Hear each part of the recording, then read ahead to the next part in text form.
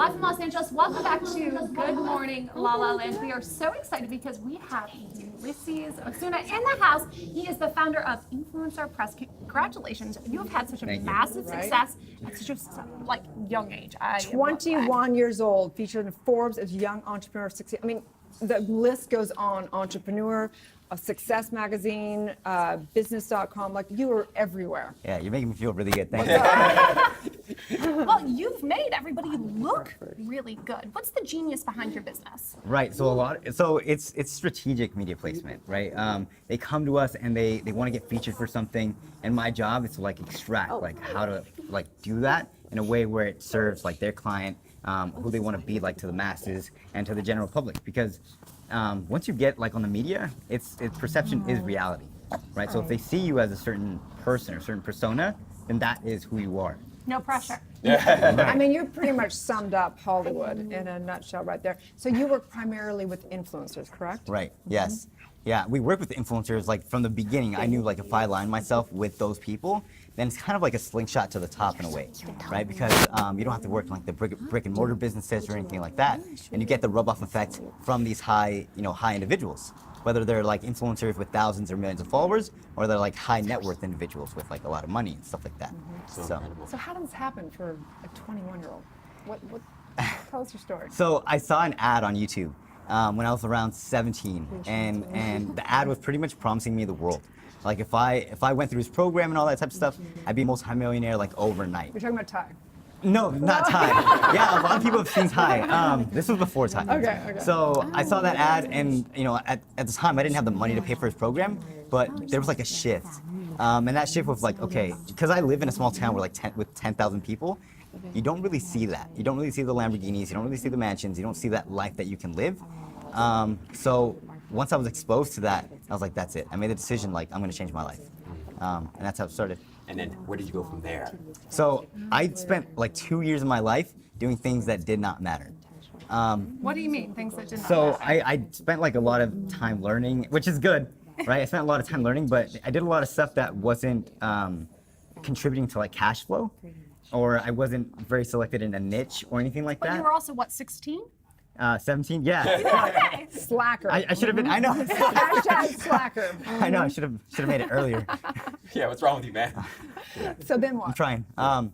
So yeah, and then so I started doing just general online marketing stuff, so capturing emails on leads, website design. I won a national award for website design. So I was just constantly just learning and stuff. And then after that, I got invited to write at these publications. So Entrepreneur, business.com, the Huffington Post, and publications like that. And then I didn't know there was such high demand for people that wanted to be featured in these publications. But here's the kicker: if you write for those publications, you cannot write about clients, right? That is totally against rules, because then there's biases and things involved. But the space is so unsaturated.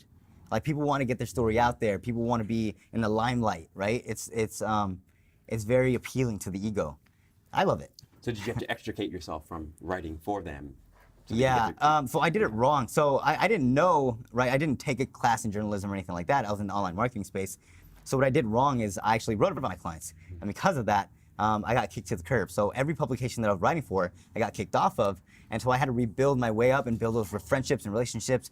And in a way, I got a slap on the wrist because I was young. So how did you do that? I mean, if you're kicked to the curb by Forbes and all these successful companies, how do you build yourself back up from that? So I wrote an apology to all of them, right? I told them my whole situation, why I did it. I was naive. I saw other people were doing it, right?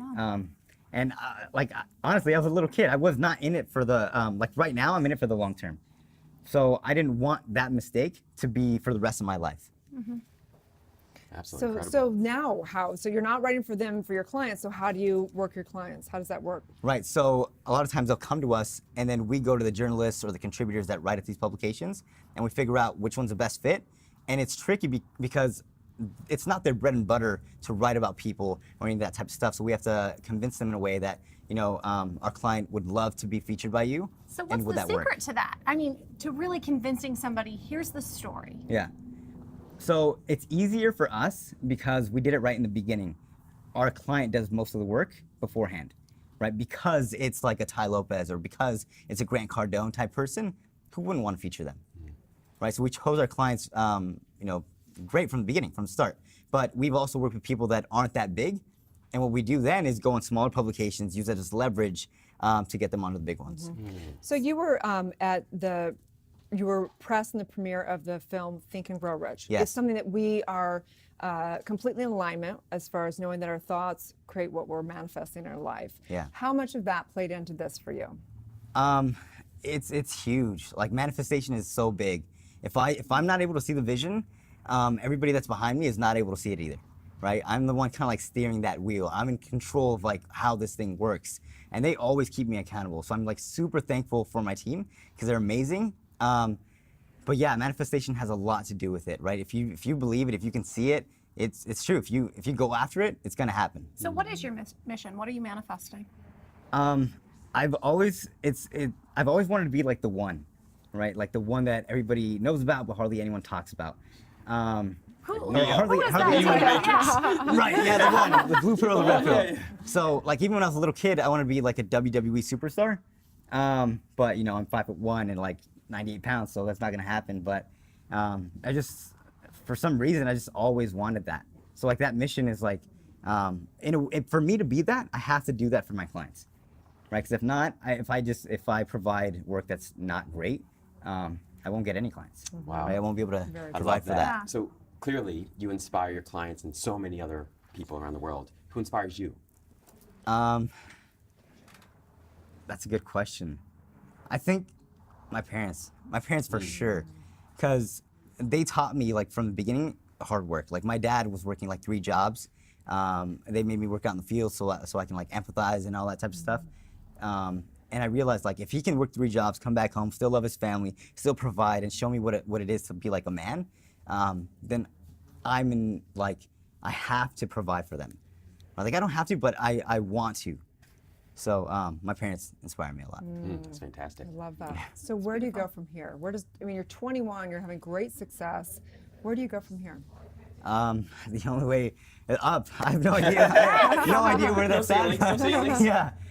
Just keep going from here. What I really want to do is be able to provide for everybody that's behind the camera right now, like my team and all that type of stuff.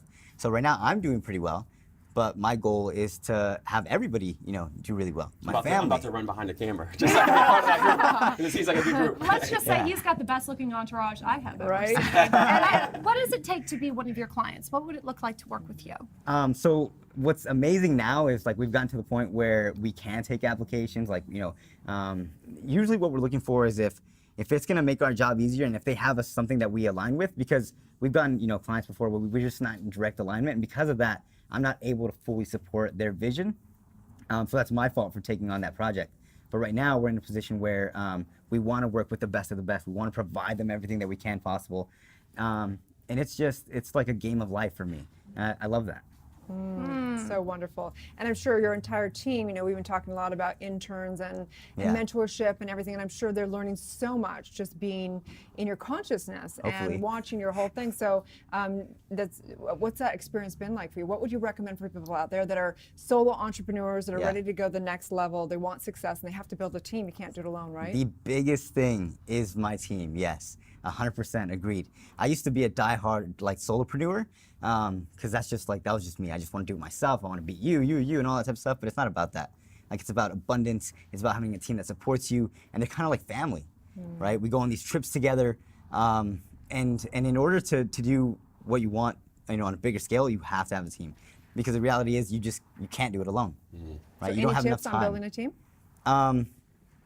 Yes, create a timesheet of like, from 8 to 9 you do this and all that type of stuff. Write down your to-do list and then find out what you can only do, what you can delegate, and then what you have to delete, because a lot of things don't really matter. And remember, Amen. it's a test. I love that. Thank you so much for coming. How can people Thank find you? On Instagram at Ulyses, or at my website, ulyssesosuna.com.